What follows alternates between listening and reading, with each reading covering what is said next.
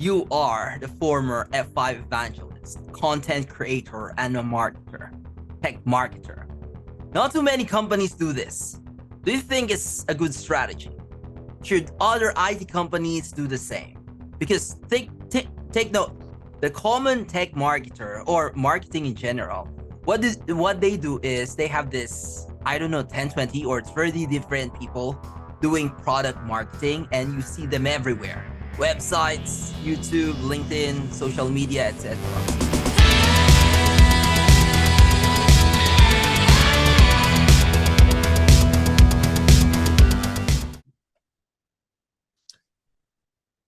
So yeah, definitely. You've definitely seen, okay, so as there's been an uptick, at, something I've noticed, as there's been an uptick, and in a lot of ways due to TikTok, and in some ways YouTube, uptick in creators or these, quote unquote influencers.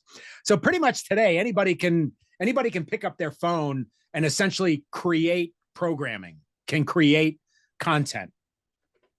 And when that started happening, it seemed like, it's one of those things where corporate, the stodgy corporations always seem to be kind of behind a little bit. And particularly, so B2B companies tend to kind of be a little bit more conservative.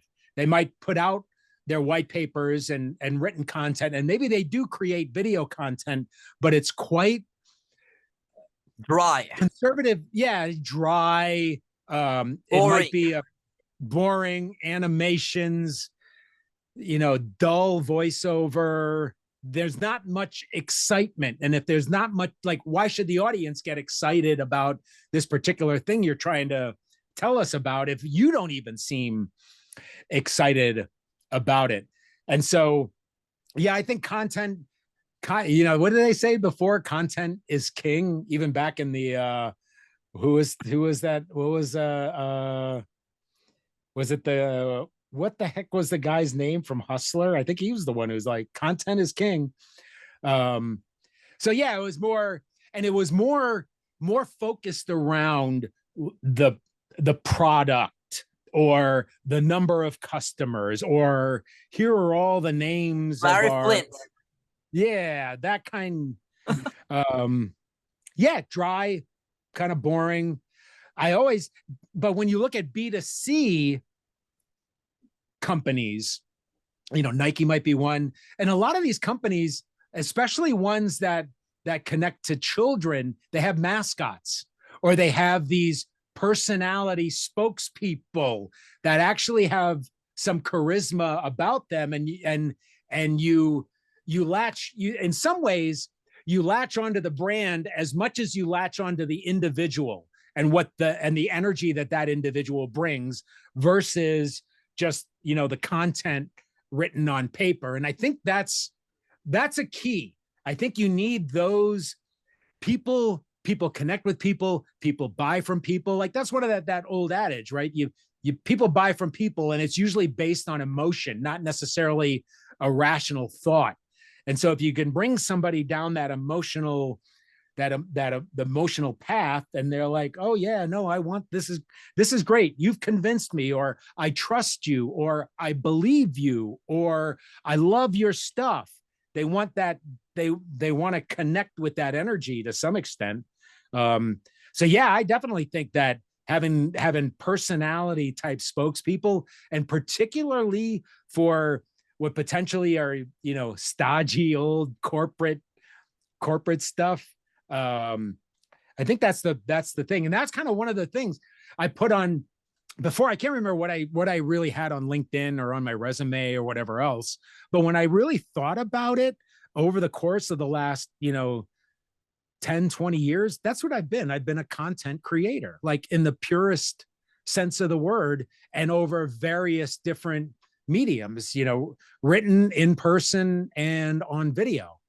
I think that's why I have been somewhat, I don't know, I just say, oh, that's why I've been successful sounds a bit braggadocious, but I think that's why, is because I put myself my personality. I put myself into my work, and I think that's what connects with people.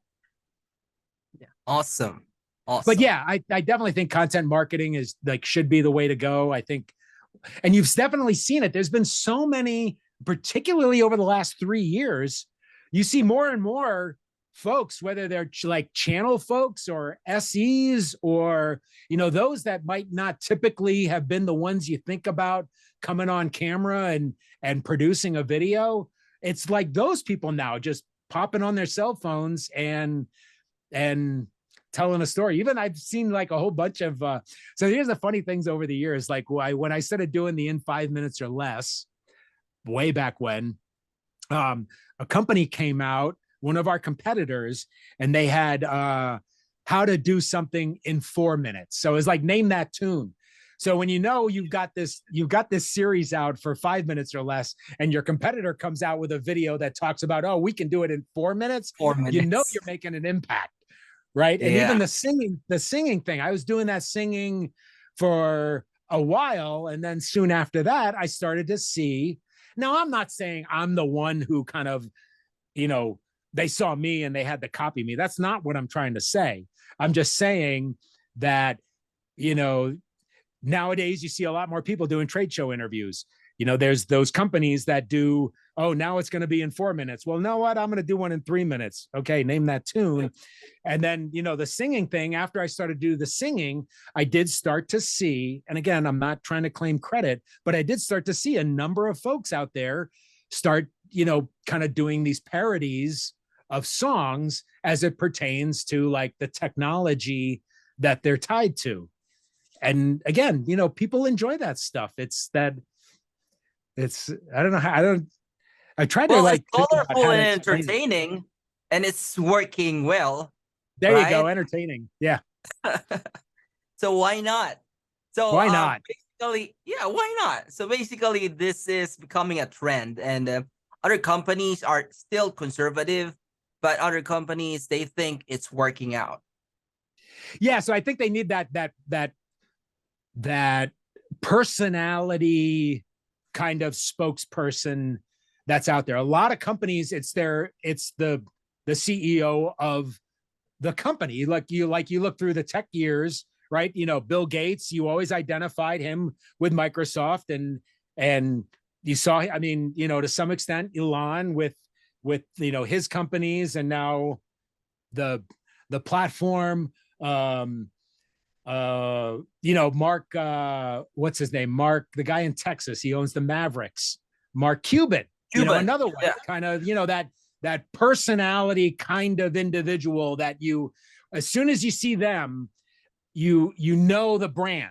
Like, and that's really what it is. It's brand awareness and brand identity and the feeling that you get when you see that logo, whether you see the Nike logo, the Starbucks logo, F5 logo, Cradle Point logo, there's a feeling that you get. And then when you see that person and that person is on video telling you something, there's that instant recognition, that instant connection with the brand. And I think that's what those individuals, Ronald McDonald, you know exactly who Ronald McDonald like represents. The face of the company, the face exactly. of the brand.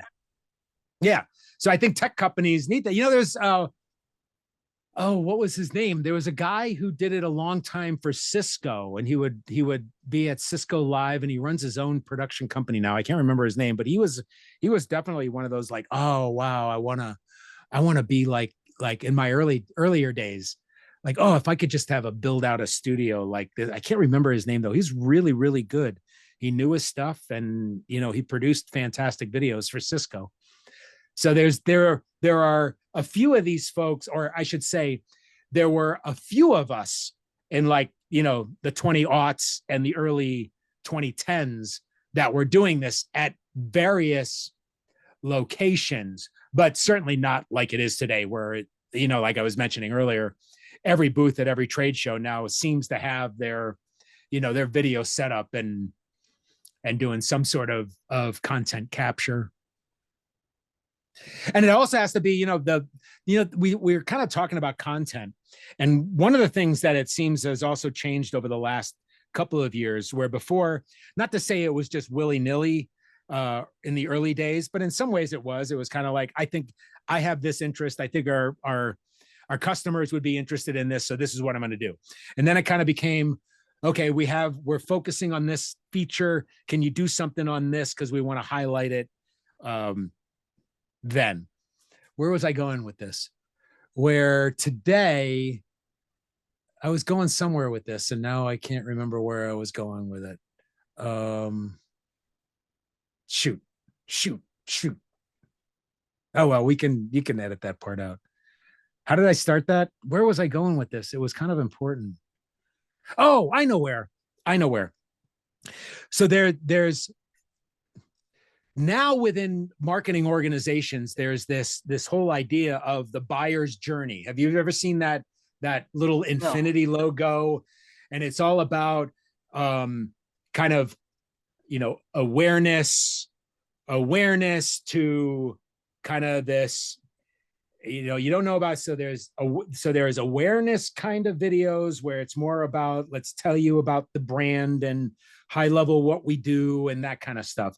And then there's like different videos that are more about, let me encourage you to give this a try because these are the benefits that you will experience. And then you kind of get into the try and buy phase. And so those videos are more like the demos. Let me show you how to do this, how to configure it, how to accomplish where you want to go. And then there's like the ones where you're already a customer and you're now just kind of keeping connected with the company. That was a lot of things we focused on with the Dev Central team, is not so much sales, but more, it's a lot about customer retention. Like retention is a huge focus within tech companies today. In fact, it seems like, retaining customers is more valuable than, retaining and then building that relationship over time is way more valuable to a company than just trying to, acquire another customer who might be paying $25 a month for some hosting services. So not only is there like the medium itself, and then within the medium, what kind of it is? It talking head? Is it demo? Is it interview? Is it something else? But then in addition to that is where in the buyer's cycle or the, purchaser's journey where are they in that realm? Because even within that whole process, I mean, you probably know when you're researching for products on Amazon or something, you might find, why would I even buy from this company video? Oh, okay. So they do all this stuff. Okay. So what about this particular product? What does this particular product do for me? Oh, okay. Now I understand. Okay. Well, then now that I got the product, how do I then set it up and get it working? Oh, okay. There's another video for that. So it's kind of these different stages and different parts of the process, which certainly connects with different types of audiences, different individuals within an organization. Certain people may just watch those awareness ones. Certain people just watch the how-to ones. Certain folks just watch those, the day-to-day retainer. This is what's new. Hey, how's it going? Kind of video. So even like content marketing is the sort of like this huge umbrella thing that then kind of gets down into all these little slivers and slices of, depending on what you say and how you want to say it. Also, what's your audience? How are we going to speak to this audience? Who are we going to have speak to this audience? And then, where are they in that whole process? Because that's kind of where you got to hit them along the way, at least in marketing, buyer's journey. That's kind of that freaking big word I heard, over the last 5 years, the buyer's journey. Where are they in the buyer's journey? Oh, well, we need more how to. So there's, it's kind of answering the who, what, where, when, and why of a certain thing, I think, is those videos. Who are they? Why would you buy from them? What are they doing? On the devs, we would always say before, where the corporate side was, my boss kind of came up with this at the time. The corporate side was the what and the why. So what are we talking about? Whether it's a technology, a product, a service, a solution, and then why you would engage with this company. On the community side, it was, what is this technology, this protocol, that educational part about nothing having to do with the company, nothing having to do with the product, but just that baseline sharing knowledge, just sharing that. What is TCP/IP? Has nothing to do with really like the company or the brand or whatever, but it's a certain term that you should probably know and understand within this industry. So it's giving that kind of sharing. Let me tell you what I know about DDoS. Let me tell you what I know about proxies. Let me share what I know about, and that's where you kind of make that connection, because you're just like giving them info. I don't want you to buy anything. I don't need you to click on anything. Let me just share this information I have with you. So it's the what is, but also then the how to. How do I go about configuring this device to make it do what this corporate side says will give me these benefits once I set this thing up? So even, you know what I mean? There's a lot of little like shades of color and those kinds of things when it comes to like just full content marketing. During my interview process with Cradlepoint, they were asking like, yeah, we do. I know you do your video stuff, but what about other things? And I'm like, yeah, I've done all of the product guides, the solution guides, the white papers, all the written material, press releases you can think of. But I think we've gotten to that point. Yeah, 10 years ago, people would download white papers or people would read white papers online. I don't know if you know this, but I used to record the audio part of the white paper. So I'd read the white. Yeah, I would read the white paper, make that into an MP3, and then on the website, you could either download the PDF or just listen to the audio. This again, like 2010, 2011, I'm doing this. And like, why are you doing that? I'm like, well, there's books on tape. Why not white papers on MP3? And I'd get notes all the time. Oh, thanks for that, because I got to drive from Jersey to Philly every day. I just downloaded the MP3 and I know the white paper now because you read it to me. So back then, and even today, yeah, I think there's still a place for white papers in the tech world for those who just kind of want to read or got to go back. But I'm willing to bet you, if you can create a 5-6 minute video or light board or story and basically tell the story of the white paper in a video, I guarantee more people will watch the video than read the white paper for sure. Right. Yeah. Not too many people thought about this, but it will definitely help audience to understand the concepts, the theories, etc. Yeah.